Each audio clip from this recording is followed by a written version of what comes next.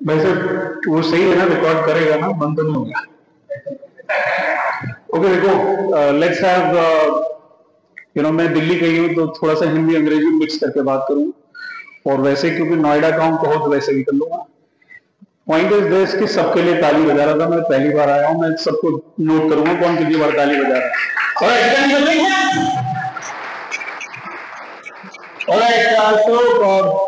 मेरा नाम त्रिभुवन कौशिक है और यहीं का रहने वाला हूँ।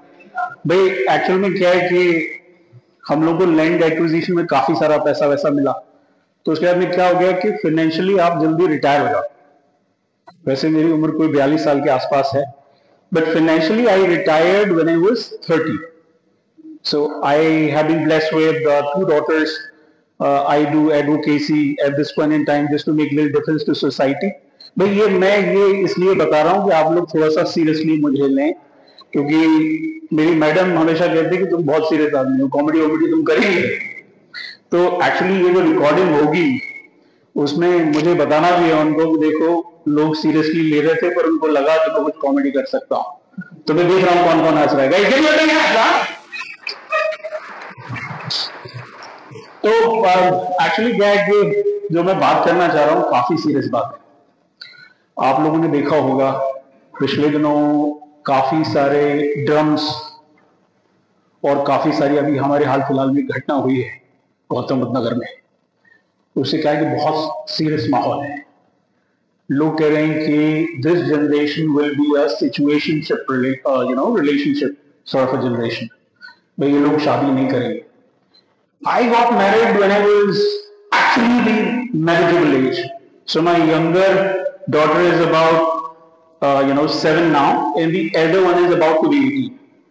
तो क्या है कि जब आप इतनी लंबी आपकी शादी हो गई हो तो क्या है कि आपके पास कुछ चीजें होती जो आप बताना चाहते हो लोगों को। अब मैंने आपको शुरू में ही कहा कि थोड़ा सा सीरियसली इन सब सारी चीजों को आपको जरा ध्यान से देना है, क्योंकि मैं थोड़ा सा सीरियस कॉमेडी वाला आदमी।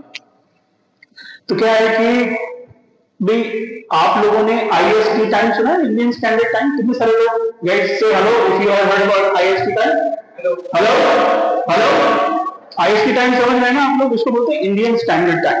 हाँ, शादी के ऑलमोस्ट 2 दशक यानी कि I have lived almost 2 decades now, उसके बेसिस पे बता रहा हूँ।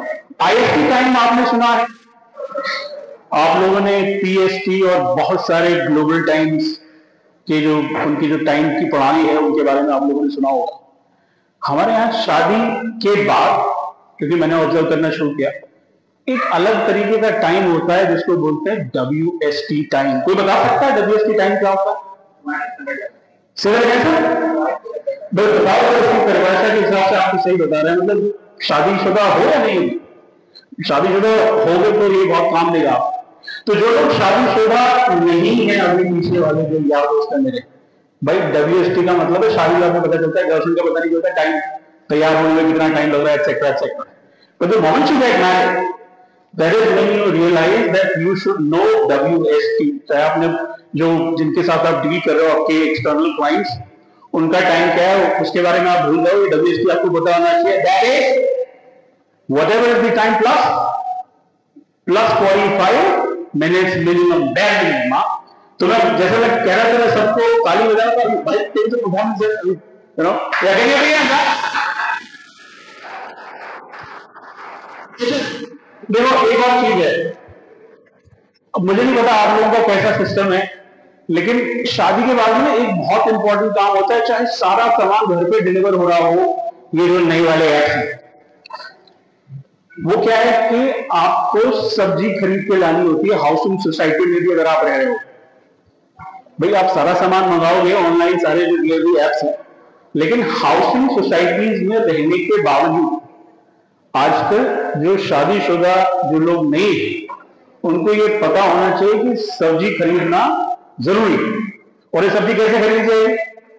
ये सब्जी खरीदी जाएगी, जो कामकाजी बच्चे हैं उनको सब्जी खरीदने के लिए जाना ही पड़ेगा मैडम के साथ।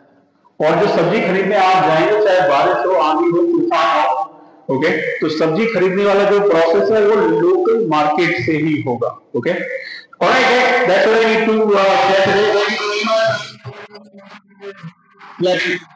Thank you.